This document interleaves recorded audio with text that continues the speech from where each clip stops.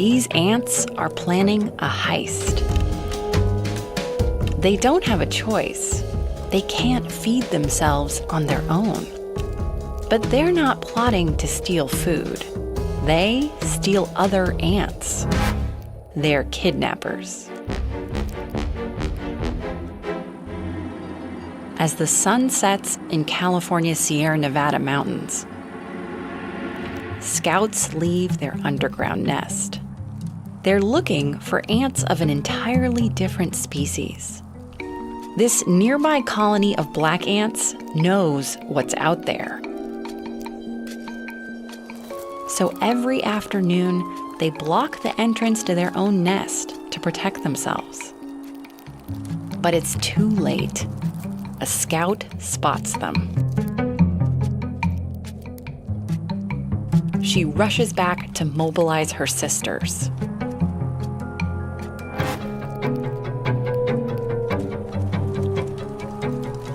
They charge out across the forest floor.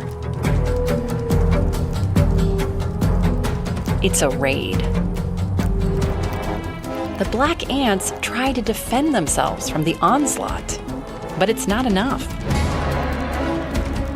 They're overwhelmed, panicked. The raiders start digging.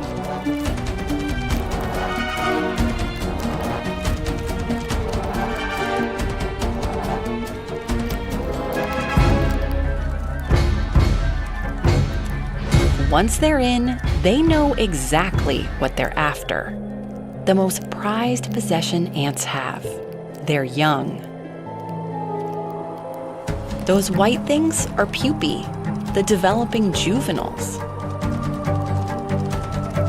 The kidnappers use their pointy, oversized mandibles to snatch them up and haul the young back to their nest.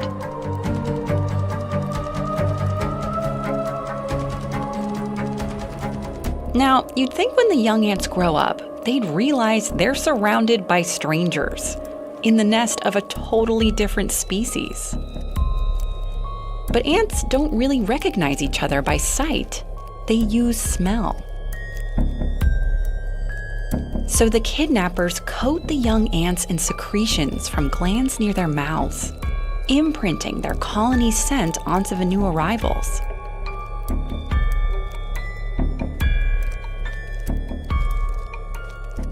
As they grow up, the young black ants think they're at home with their own family. They have no idea.